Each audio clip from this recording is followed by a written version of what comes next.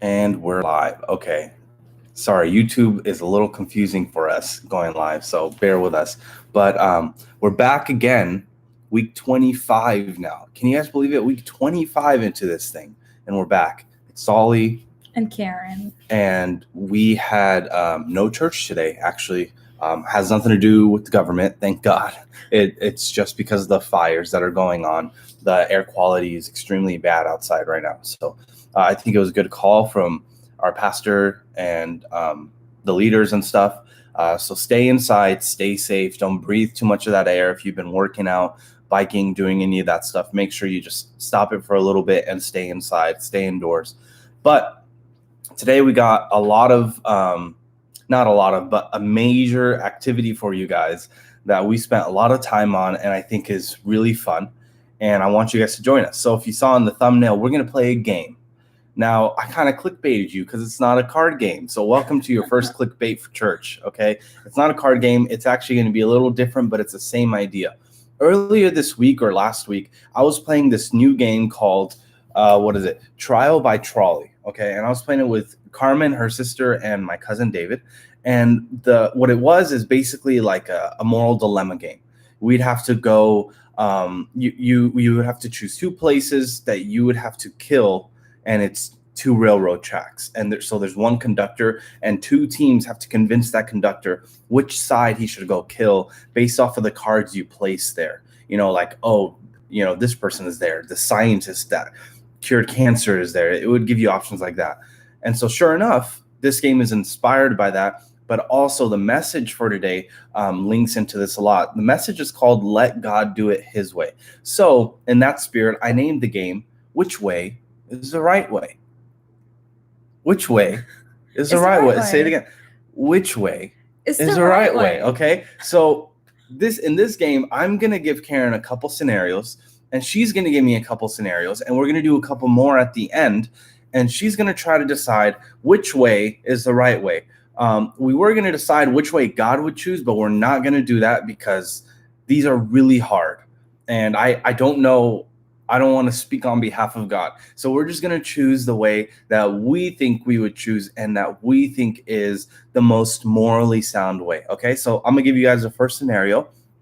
Then Karen's going to go, and I'm going to give him one more, and she'll go again. Okay, you guys ready? Also, disclaimer, I have no idea what he has. Yeah, good call. And he doesn't know what I have, so also it might be different or it might be very similar. Yeah, we did not share with each other the scenarios, I promise. All right, scenario number one. This is the longest one I have, so just bear with me, but it's an interesting one, okay? I never heard this one before. Ken is a doctor. One of his patients Ken is a doctor. One of his patients whom he has diagnosed has HIV positive, is about to receive a blood transfusion prior to being released from the hospital. He has told Ken, the patient, in the confidence of their doctor-patient relationship, that after he gets a transfusion and his medicine from Ken, he intends to infect as many people as possible with HIV starting that evening. For those of you who don't know, HIV is an STD. It turns into AIDS, and it's transmitted through blood, and it's very easily transmitted. If I cut myself and put my blood in her blood, then she can get it. So this patient is he's telling his doctor in doctor-patient confidentiality that once he gets his transfusion, he's going to go do that to as many people as he can. Okay? Because Ken is the doctor, because Ken is bound by the doctor-patient confidentiality, there's no legal way to stop this man from carrying out his plan. Even if Ken warned the police, they would not be able to arrest him since his medical information is protected. I'm almost done here, okay? It occurs to Ken that he could contaminate his medication, by putting an untraceable poison in it that will kill him before he gets a chance to infect others. Should Ken poison the man in order to prevent him from spreading the HIV?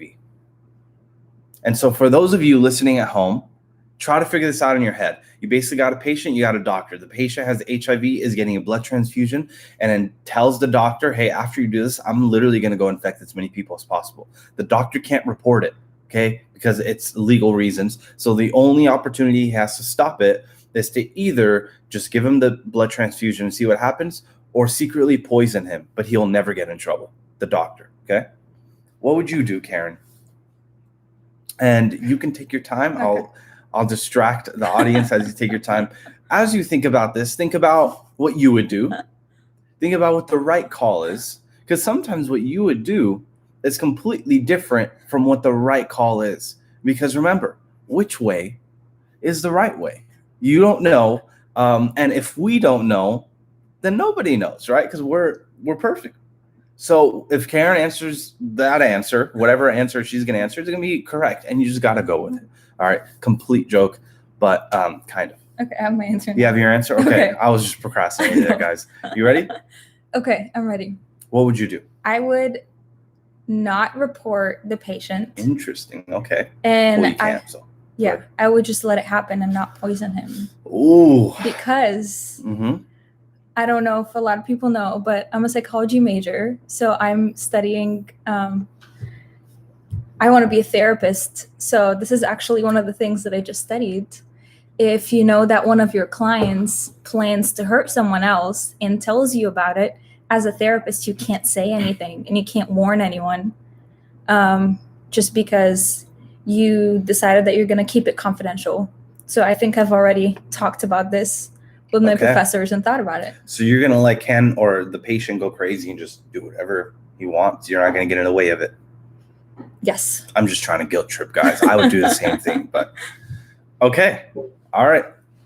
You don't have to, obviously you can't say what you guys would do, but what would you do? You can in the chat. Oh, I guess there's a chat. So if you want, you can say whatever you would do in the chat. All right. Karen, what's your scenario? Okay. My scenarios were more not that hypothetical. So like Okay. they could happen to I have people. one also. Okay, sorry, go ahead. Okay, you're good.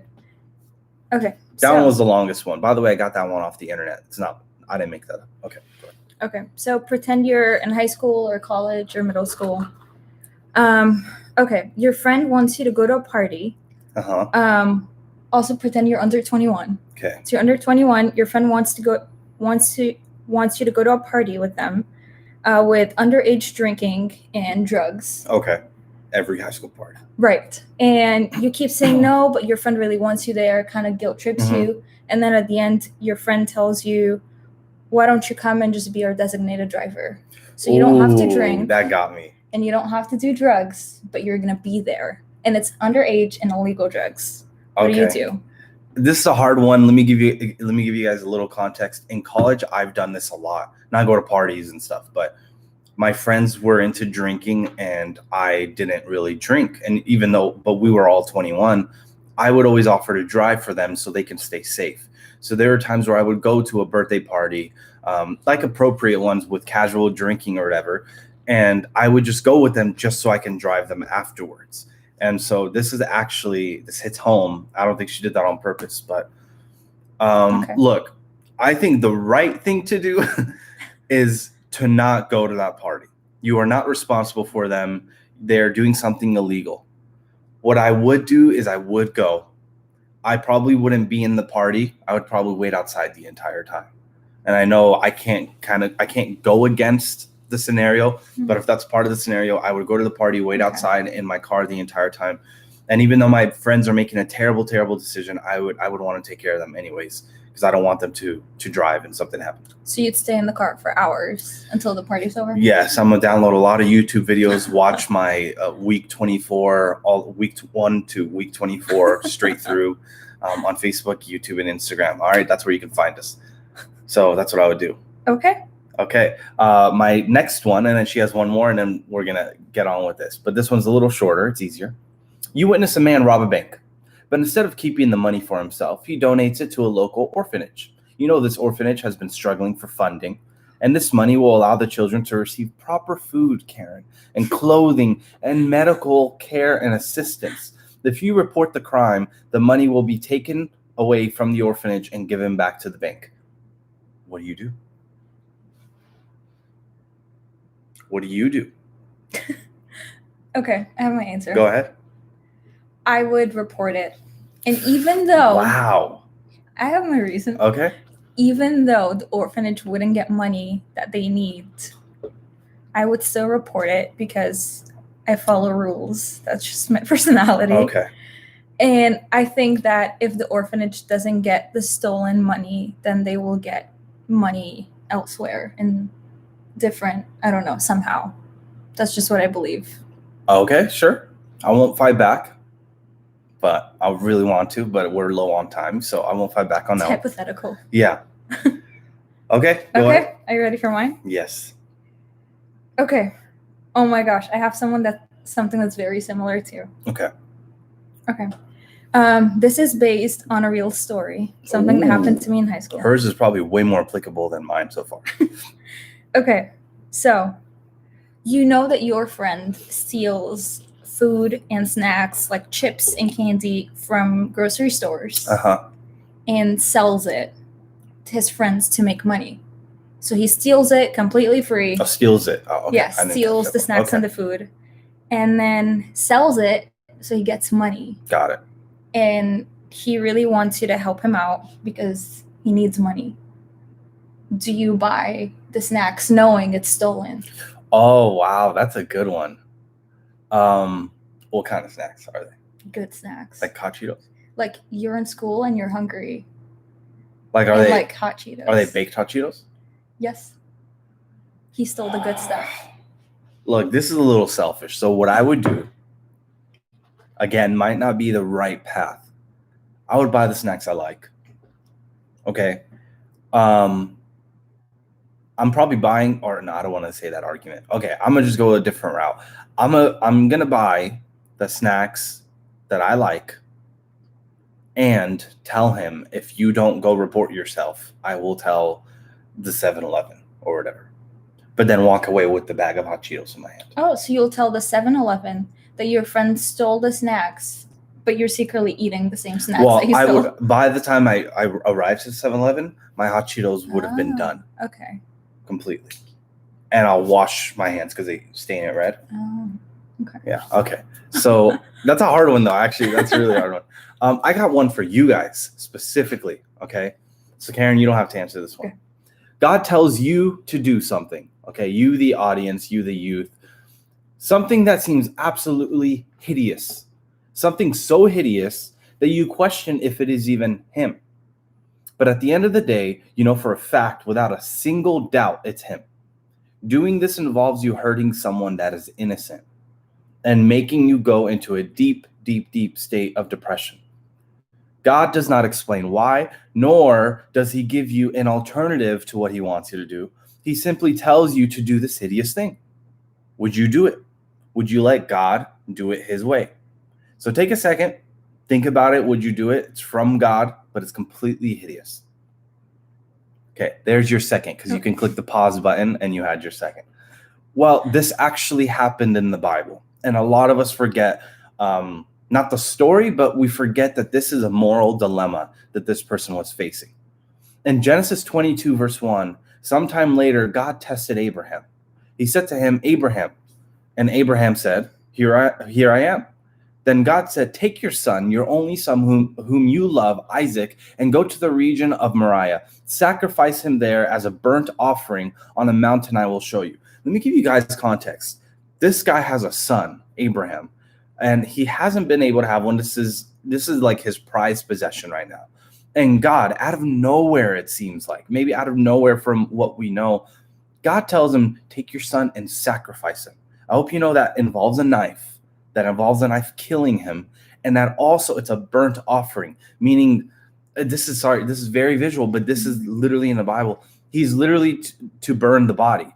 This is a burnt offering that God is commanding him to do. And sometimes we think of this as like, Abraham has so much faith. Amazing guy. Think about it, guys. Imagine God telling us to sacrifice our son during that time. It wouldn't make sense now, right? Because we don't do sacrifices anymore. But during that time, to sacrifice our only son, God is asking you to do something so hideous. So hideous. Would you let him do his way, though? And so what happens is that Abraham takes him. He doesn't tell him anything. By the way, I actually just noticed this for the first time. Abraham doesn't question, which is weird. I feel like he would question. He probably did, but it's not in scripture. So Abraham doesn't question. And then Early in the next morning, verse 3, Abraham got up and loaded his donkey. And eventually he went and he tried to attempt to sacrifice his son, Isaac, and God, an angel sent from God stopped him. So obviously God knew what he was doing. And so that's my point here, is that in all of these situations and all these moral dilemmas, God has a way. In fact, he has his way, even though it doesn't seem like our way. That orphanage scenario where, she said she's going to report the money so it can be taken back. Anybody would think, no, like, why would you take $1 million to $5 million to $10 million, whatever the money is, away from an orphanage? But it is done through such a terrible and such a corrupt way that I actually don't even know if God would be okay with it. I actually think God would probably report the guy too. What do you think? Well, you chose that. Yeah, I think so. I think that God wants it. Okay, there's a phrase we use, and it's called, or what we say is, the ends don't justify the means. Right? Just because the orphanage will have $1 million extra, the way you got to that extra million is not necessarily the best way possible. And so when we let God do his way in our life and in everything else we do, we have things like that where we look at it and we're like, that doesn't make sense. That really doesn't make sense whatsoever. Why are you doing it like this? You want me to sacrifice my son? Are you a lunatic? Are you crazy? Do you actually want me to do this? You are literally God. You created this dude, and you want me to put a dagger through his skull and then burn his body? There's no way. Sorry, that was very, but it's in the Bible. Okay. In that scenario, there's no way we would know. And so my question to you guys that I'm going to answer directly is, how do we know what God's way is? How do we know how to let God do his way? If you want to add anything at any time, feel free. Okay. Well, the first way we know, or in order to let God do it his way, we have to firstly listen to him. We have to listen to God. We have to listen to what he wants from us and not be so quick to do things on our own. We can't be so quick to answer those in this video, we have to be quick to answer those moral dilemmas. But in a real life scenario, we can't be just so quick to do things. If we don't know if it's right or if it's good, we can't be so quick to just do it. Okay, so the first thing is we just got to listen to him. In order to let God do it his way, we have to trust him.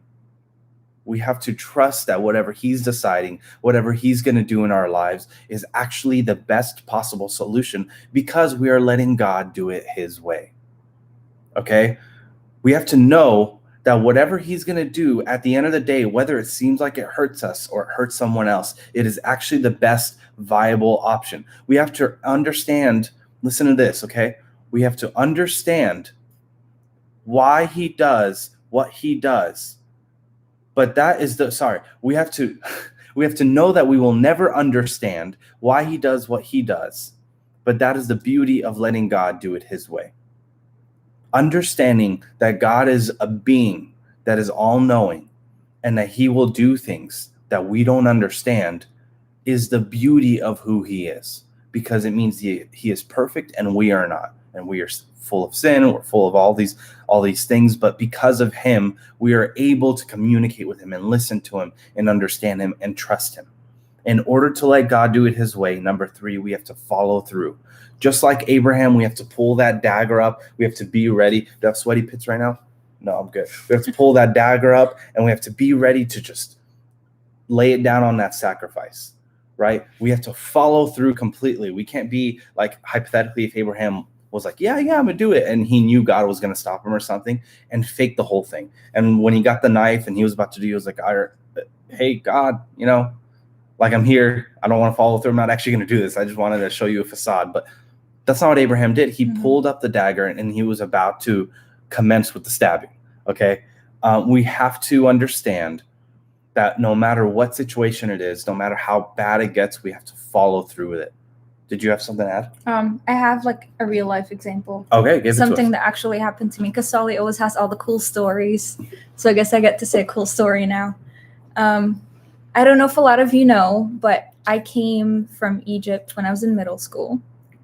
And I think it was one of those situations where we were so confused to why God wanted our family to come here, because my mom was doing so well at work. She just kept getting promoted every year. My dad had just gotten promoted.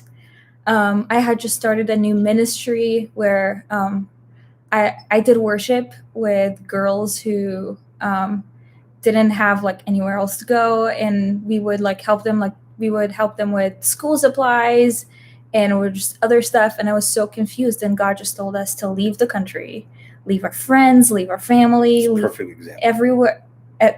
everyone we know, and just go to California. And as fun as that sounds, like it's just us restarting our life. And I was so confused because I had just started ministry. I had just learned how to play the piano, and I'm finally doing it. And my dad was doing so well, and my sister was so young. She was so confused. And I think part of me just didn't really believe that God wanted us to come here. Why would God want us to leave everything we have and come? And I think my parents knew. They trusted God, and they knew that even though they were going to come here and they would have, it's like a demotion, basically. They have no job. They're just coming to a new country. They have no job lined up. To the most expensive place in a new country. Right, in California. In California, where we didn't have a place. We just had like our cousins, where we lived with them for a while until we got our own place. I think my parents trusted God. They knew that this is what he wanted us to do, and he was going to take care of us. And I'm not saying that God wants you to move. I just think this is a really good real life example. This is a very good real life example. And there's many people like that went to that in the Arabic church we grew up, many people who stopped their lives, including my mom, and we lost everything. And people just would come here and start over because they felt like God, that is a way of God is protecting them to come here and flee Egypt. So it's very applicable. Because we're running out of time, I want to end with a motto. And we're going to do one more round of the game, but we're only going to do one scenario each. I want to end with a motto I made, okay? It's a little cheesy. It's a meme now. But I want you to stay calm and trust God, okay? Can we make that the motto of this youth group for the next week, at least? Stay calm and trust God. Remember those shirts that always had the stay calm in the crown? Yeah, well, I'm bringing it back, okay? I know it's not 2013, but we're back, okay? Stay calm and trust God. Let God do it his way, because we're going to stay calm and trust God, and we're going to what, Karen? Let God do it his way. All right, now to the last scenario, Karen. You ready? Okay. This is more applicable to us as Christians. Okay. You are a pastor, and your church is in debt. This is also kind of similar to my other one. You have a high homeless population in your city, and several staff rely on you for their living.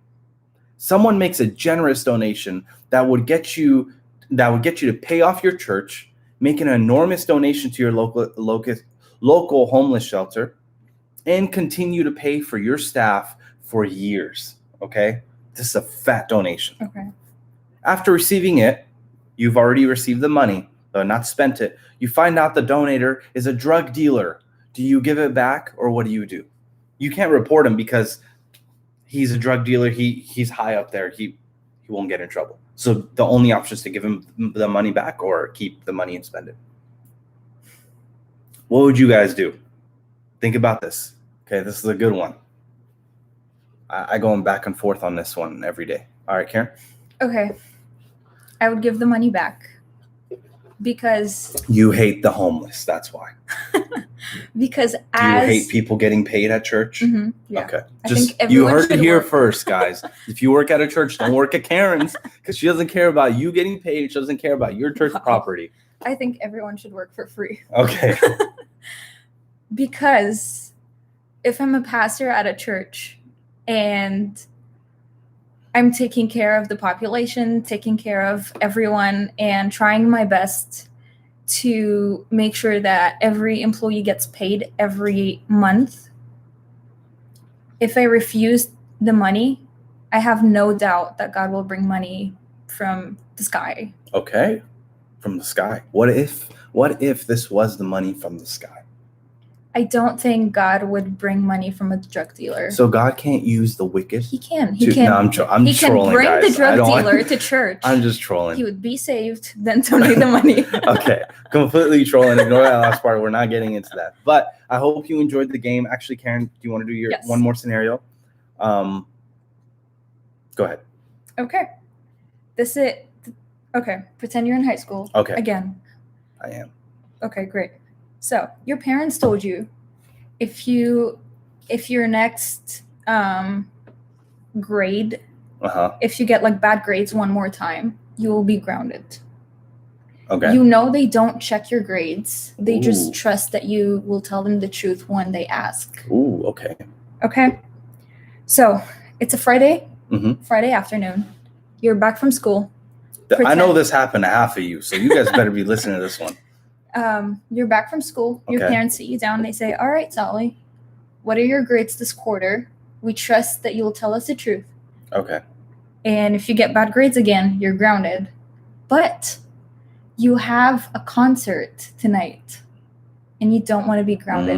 Concert Gotta add happens that once little- a year, Little salt in there, huh? so it's not like you're just hanging out with friends. It's a once a year concert, and you know they will not check your grades. Karen, I already know the answer to my question.